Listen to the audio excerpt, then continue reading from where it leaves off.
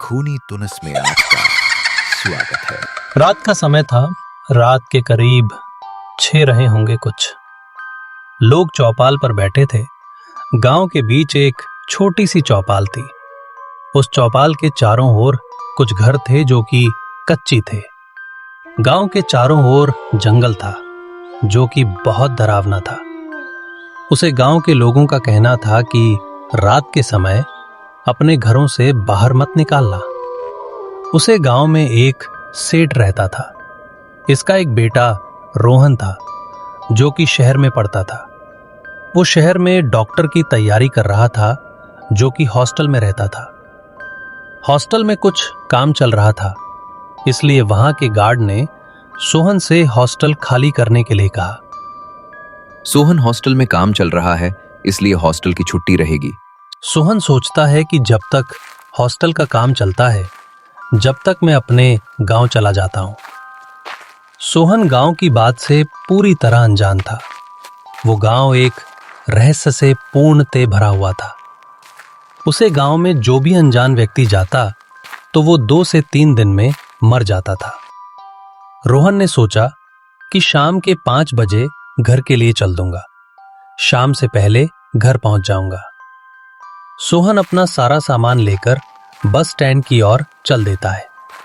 उसने अपने साथ में एक टॉर्च ले ली थी।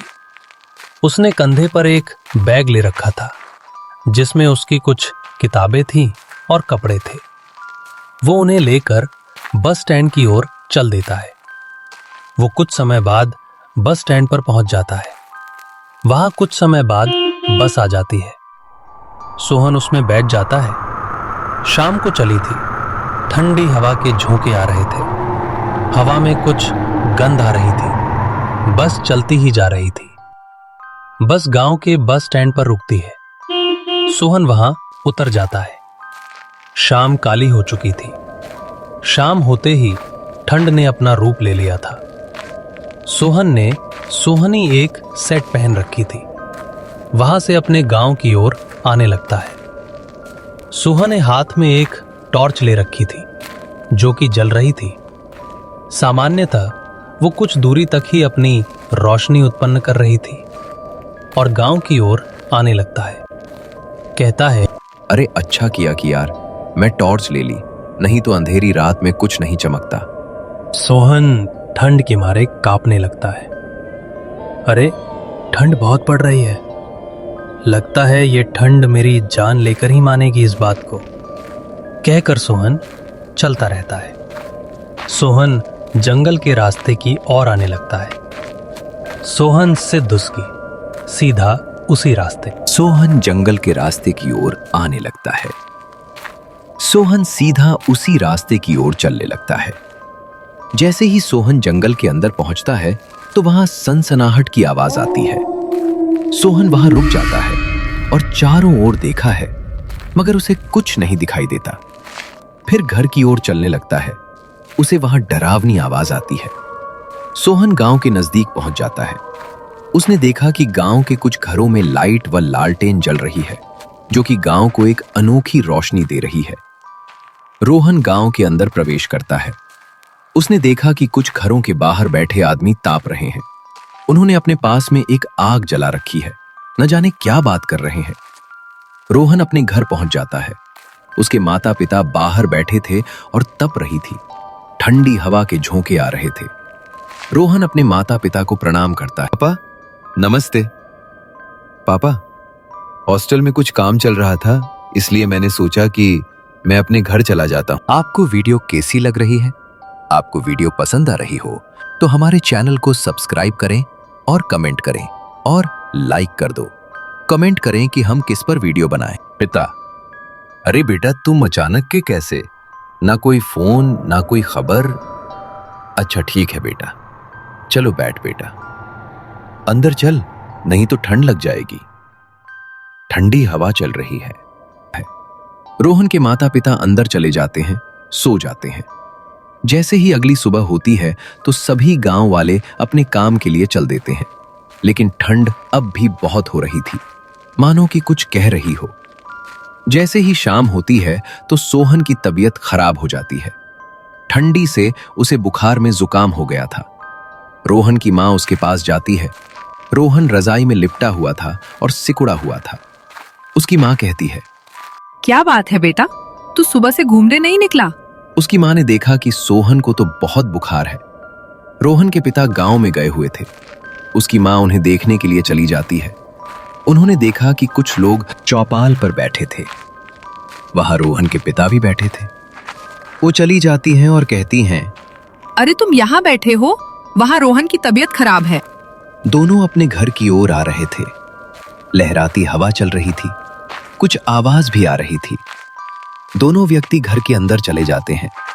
रोहन के पिता ने रोहन का जैसे ही हाथ छुआ तो उन्होंने देखा कि रोहन को बुखार में भून पड़ा है। रोहन के पिता गांव के वेद को बुलाने चले जाते हैं। जैसे ही वेद के घर पहुंचते हैं तो कहते हैं, अरे वेद जी। घर के अंदर से एक बूढ़ा व्यक्ति निकलता है जो कि 30 साल का होगा। उनके हाथ में एक लाठी थी। कहते हैं, क्या बात है बेटा, तुम इतनी रात में क्या करने आए हो? मेरे बेटे की तबीयत खराब है, उसे बहुत तेज बुखार आ रहा है। वेद जी ने अपने दवाई का एक बैग लिया और लालटेन लेकर चल दिए। दोनों घर की ओर जाने लगे। रात के करीबन 10 बज रहे होंगे। गांव में बिजली चली गई थी। हल्की ठंडी हवा चल रही थी। ठंडी हवा में कुछ पेट में गोलन पान पैदा हो रही थी। दोनों जाने लगे, घर की ओर चले जा रहे थे। चलते हुए वेद जी ने कहा, अरे तुम्हें अब तक किसी गांव वाले को तो नहीं सुना उसे भूत के बारे में? नहीं तो मैं इस दवा दोनों ऐसी ही बात करते हुए घर पहुंच जाते हैं।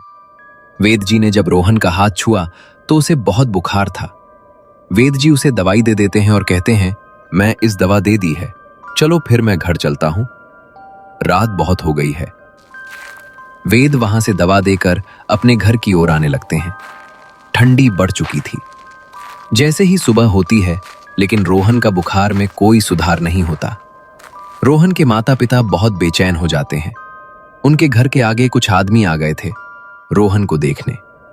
वहां खड़े एक व्यक्ति कहता है, सेठ। अरे सेठ जी, किसी बड़े डॉक्टर को क्यों नहीं बुला लेते? शहर से किसी डॉक्टर को बुला लो आप। सोचने लगता है। सोच के कहता है, अरे तुम्हें पता नहीं है क्या, अगर इस गांव में कोई बाहर का आदमी नहीं आ सकता, नहीं तो वो भूत उसे मार देगा। कहे तो सही रहे हो, अगर हम डॉक्टर को नहीं बुलाए तो तुम्हारा बेटा मर जाए।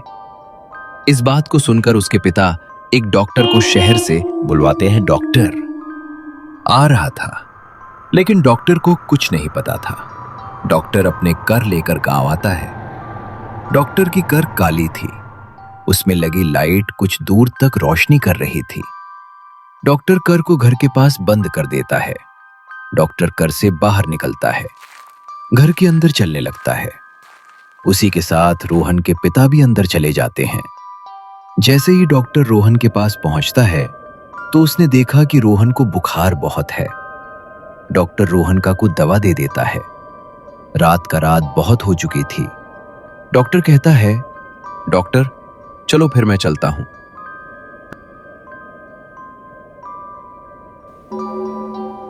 अब रात बहुत हो गई है।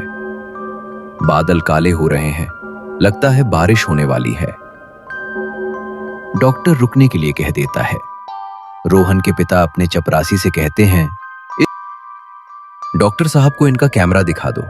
ऐसा कहकर चपरासी डॉक्टर साहब को लेकर उन्हें कि उनका कमरा दिखाने के लिए चलता है। उन्हें चपरासी सारी बात बताने लगता है। वहां एक बेड था और एक खिड़की। चपरासी कहता है, डॉक्टर साहब, अगर आपको किसी भी चीज की जरूरत हो तो हमें आवाज दे देना, घर से बाहर मत निकालना। ये ऐसा कहकर चपरासी वहां आ जाता है, बाहर आ जाता है। उसे घर की निगरानी करने के लिए सेठ ने 2 पहरेदार लगा दिए थे, जो कि घर के में दरवाजे पर खड़े थे। उनके हाथ में आज की मिसाल थी। रात काली होती जा रही थी। अब ठंडी हवा चल रही थी। ठंडी बहुत हो रही थी। कुछ पास के जंगल में से डरावनी आवाज आ रही थी, मानो आज कुछ अचंभित होने वाला हो। रात के करीबन 12 बज रहे होंगे। डॉक्टर की खिड़की से कुछ आवाज आ रही थी। डॉक्टर को नींद नहीं आ रही थी। डॉक्टर इधर उधर और उलट पुलट कर रहा था। सोने की बहुत कोशिश कर रहा था, लेकिन डॉक्टर को नींद नहीं आ रही थी। डॉक्टर को एक आवाज आती है। डॉक्टर तो आ गया। कर्ण, तुझे अपनी जान प्यारी नहीं है क्या? डॉक्टर डर के मारे खड़ा हो जाता है, मगर उसे कुछ दिखाई नहीं देता। वो कहता है, अरे कौन है? सामने आ भूत। ऐसा कहते हैं तो उसे कुछ समझ नहीं आता और खिड़की से ठंडी हवा आ रही थी, जो से ठंड। डॉक्टर खिड़की को बंद करने के लिए उसकी ओर जाता है तो उसके सामने एक भूत प्रकट हो जाता है, जिसकी आंखें काली थी, शरीर पूरा लाल था। उसके लंबे नाखून लंबे से मानो कोई दानव हो। कहता है, अरे आज तू मरेगा। इस गांव में क्यों आया? तुझे पता नहीं कि जो भी परदेसी इस गांव में रात रखेगा वो मर जाएगा। ऐसा कहकर भूत उसे मार देता है। अब हवा की एक चुकी थी, उसकी लाश को डबल बेड पर गिर देता है। अब गांव के जंगल से कुत्ते रोने की आवाज आती। पेड़ भी शाम सुन हो चुके थे। हवा में कुछ गर्मी उत्पन्न हो रही थी। जैसे ही सुबह होती है तो कमरे से डॉक्टर साहब बाहर नहीं निकलते। सेठ कहता है, अरे डॉक्टर साहब, घर से बाहर नहीं निकले, देखो तो सही। चपरासी घर के अंदर जाने लगता है। जैसे ही चपरासी उसे कमरे में पहुंच जाता है तो उसने देखा कि वहां चपरासी की नजर ऊपर डबल बेड पर पड़ती है, तो चपरासी की किल्ली निकल जाती है। सेठ घर के अंदर जाता है। उसने देखा कि वहां चारों तरफ खून ही खून हो रहा है। डॉक्टर की लाश बेड पर पड़ी थी। धीरे धीरे कर कर वहां गांव वाले आने लगते हैं। वहां खड़ा एक व्यक्ति कहता है, अरे तुम्हें पता नहीं है क्या? अगर इस गांव में कोई बाहर का आदमी नहीं आ सकता, नहीं तो वो भूत उसे मार देगा। इस समय सभी लोग आपस में बात करने लगते हैं। गांव के लोगों ने एक बात रखी थी, राखी की। अब किसी को नहीं बुलाया जाएगा इस गांव में, नहीं तो भूत उसे भी मार देगा। आपको वीडियो कैसी लग रही है?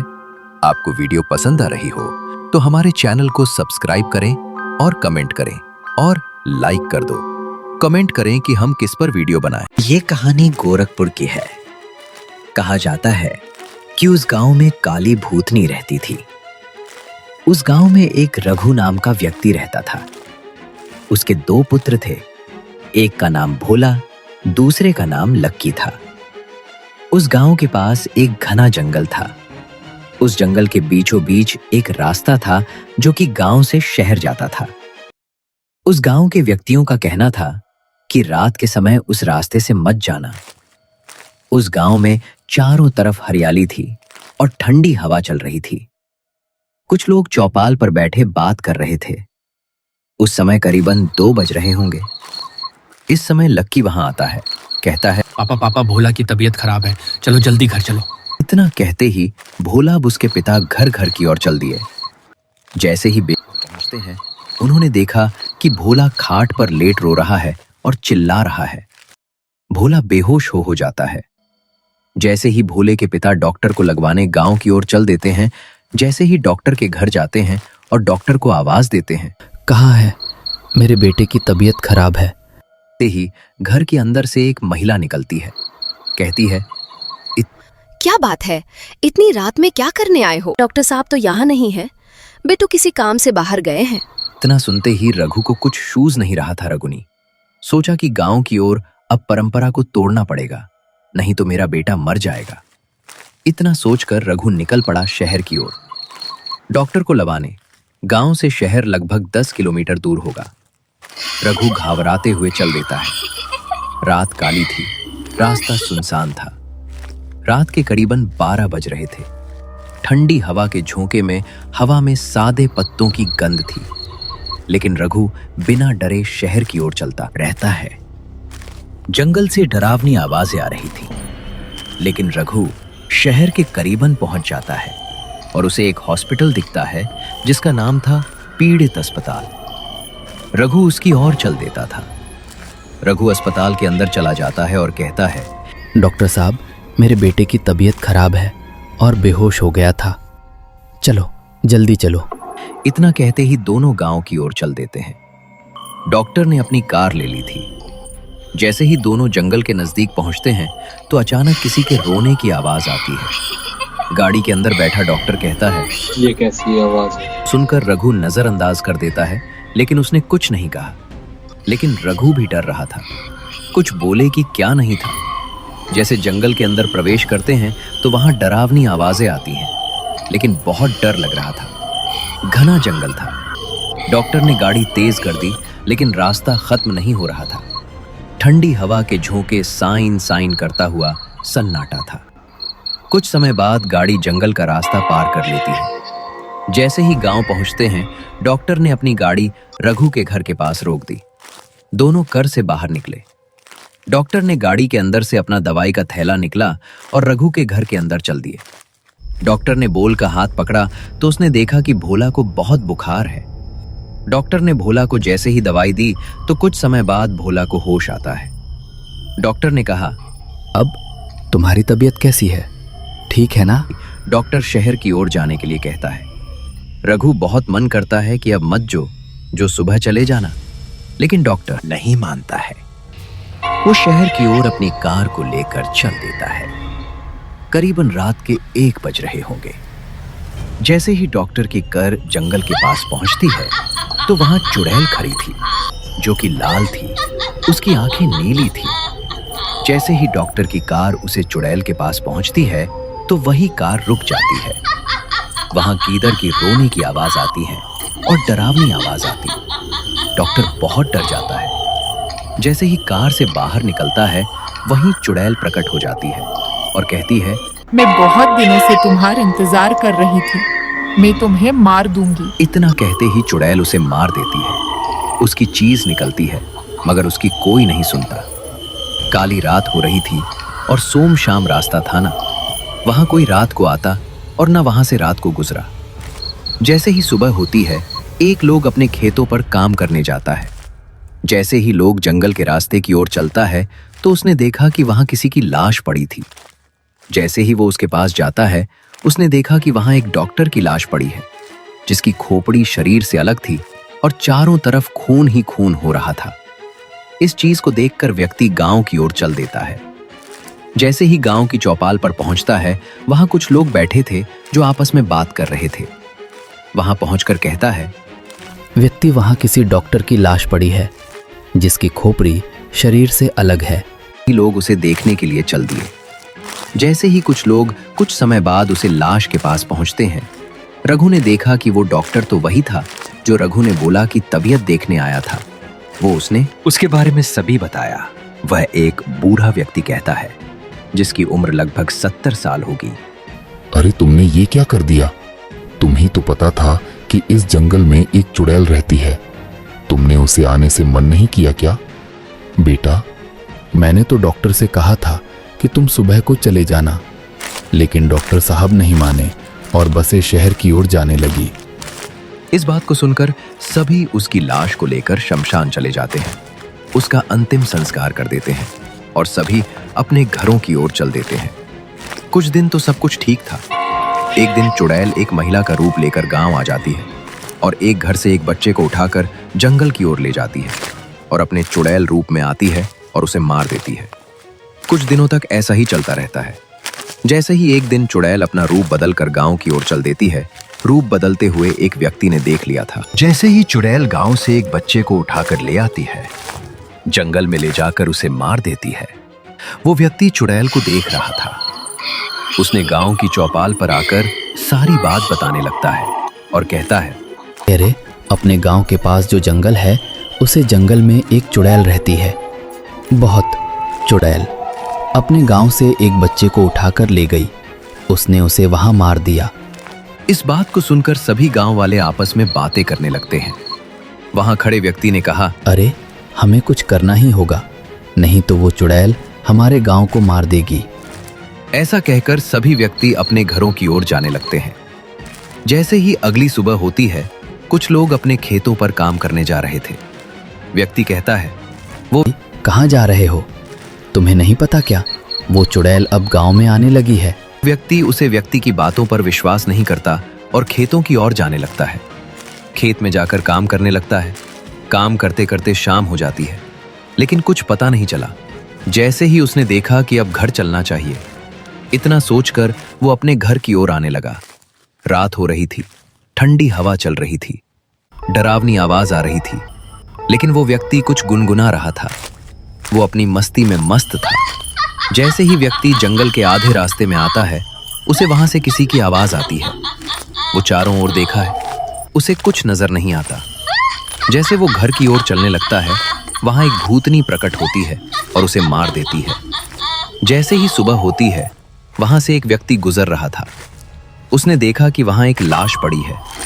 उसे लाश को देखकर आता है, गांव की ओर जाने लगता है। वो गांव पहुंचकर वो सारी बात गांव वालों को बताने लगता है। सभी लोग उसकी लाश को देखने के लिए चल देते हैं, उसका अंतिम संस्कार कर देते हैं। सभी लोग चौपाल पर आकर बैठ जाते हैं और आपस में बातें करने लगते हैं। वहां एक बैठा बूढ़ा व्यक्ति कहता है, अब हमें किसी तांत्रिक को बुलाना होगा, नहीं तो चुड़ैल हम सबको मार देगी।